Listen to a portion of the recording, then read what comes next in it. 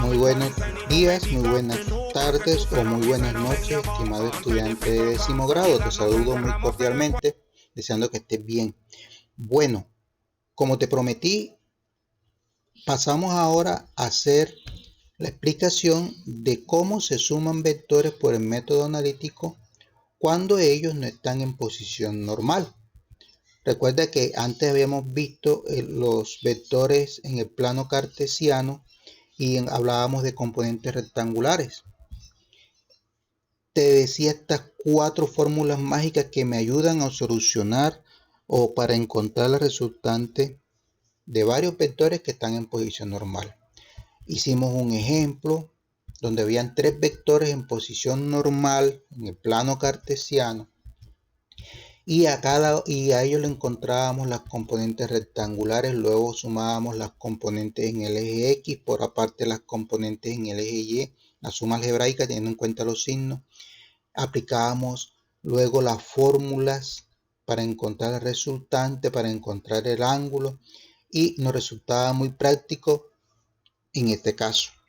Recuerdo que te colocó un ejercicio que podías hacer, te dije que lo podías hacer aplicando ese método porque los vectores están en el plano cartesiano en posición normal. Pero ¿qué sucede cuando los vectores no están en el plano cartesiano? Cuando no los ubicamos en posición normal, como en este caso. Entonces, ¿cómo encuentro el resultante por el método analítico si no están en posición normal? Bien, voy a pasar a explicarte cómo se hacen para que tú termines de resolver el taller. Imagínate que dos señores están tirando de unas cuerdas algo. Es el ejemplo clásico de lo que son vectores. Esas dos tensiones que están haciendo los señores forman un ángulo entre sí. Entonces te podrás imaginar para dónde va a tomar el cuerpo que ellos están alando. Si queremos buscar la magnitud de ese vector resultante, aplicamos un método práctico que nos da la matemática.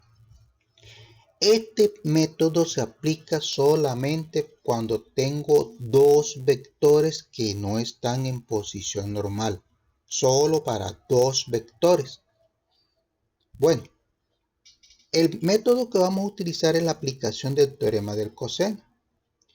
Recuerda que cuando teníamos dos vectores los sumábamos gráficamente aplicando un método que lo llamábamos el del paralelogramo, en donde construíamos un paralelogramo a partir de los vectores dados. Esos dos vectores forman un ángulo θ.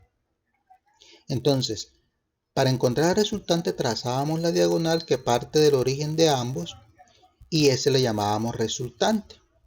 Perfecto. Entonces, para encontrar el valor de ese resultante utilizamos el teorema del coseno, que en este caso se aplica para dos vectores y tiene la siguiente fórmula.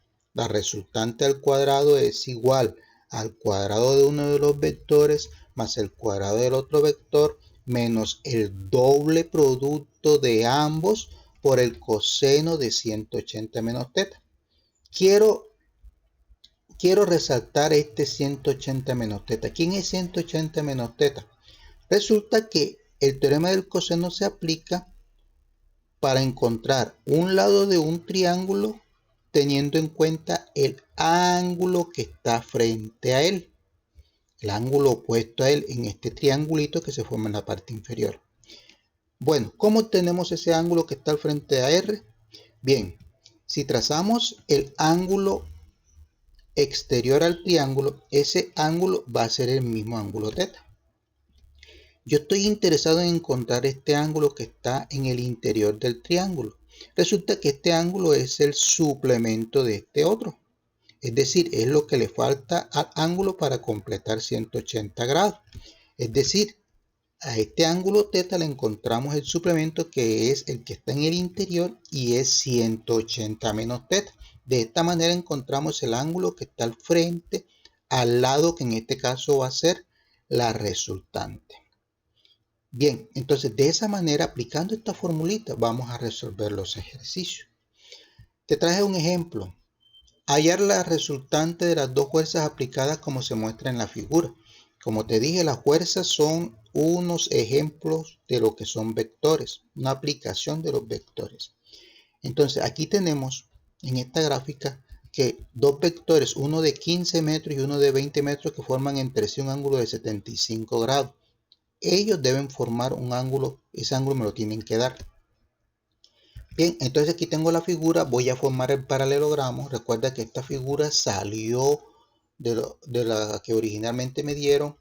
Trazo las rectas paralelas a los vectores dados para formar el paralelogramo. Luego trazo la diagonal que parte del origen de ambos y ese lo llamo resultante.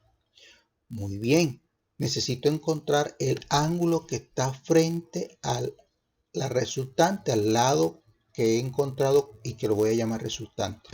Ese ángulo, como te dije anteriormente, es el suplemento de 75. O sea, es 180 menos 75 que haciendo la operación me da 105 grados. Ahora sí puedo aplicar el famoso teorema del coseno. Escribo la fórmula, reemplazo los valores. Entonces A lo voy a reemplazar por 15, a B lo voy a reemplazar por 20, al ángulo θ lo voy a reemplazar por 75, tal cual como aparece en la fórmula.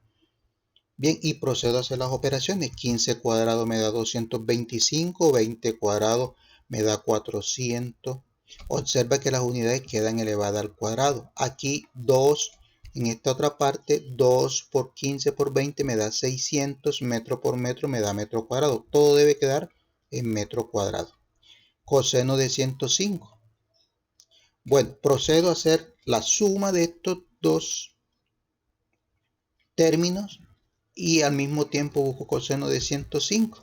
En mi calculadora me dio 0,25 algo, lo redondeé a 0,26 negativo, porque coseno de 105 un ángulo del segundo cuadrante, y allá el coseno es negativo. Muy bien, multiplico, menos por menos da más, recuerda, sumo y me da 626,56 metros cuadrados. Nos toca buscar la raíz cuadrada para encontrar el valor de R. Lo indico y luego saco la raíz cuadrada. Resulta que el vector resultante me da una magnitud de 25,03 metros. Ese es el valor de R. Tiene lógica porque debe ser mayor que los anteriores. Muy bien, así de esta manera quiero que me busque la resultante en los ejercicios que te planteé. Ya puedes resolver el primero, el 1. Puedes resolver el 3 que estaba pendiente y te dejo como sugerencia el 4 para que me des una respuesta a esa inquietud que te coloco. Recuerda que tienes que aplicar esta formulita.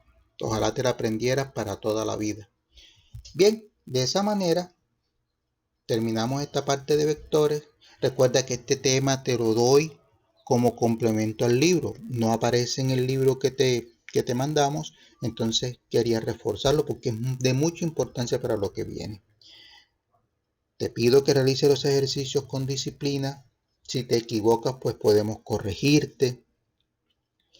No lo hagas a la carrera. Tienes tiempo. Quiero que lo entregues el 3 de julio, el viernes. Por favor, sé cumplido, sé puntual. Te agradezco mucho eso. No dejes acumular los trabajos y te deseo éxito en tus actividades. Bueno, entonces muchísimas gracias. Recuerda que te habló el profesor Fidel. Que tengas éxito.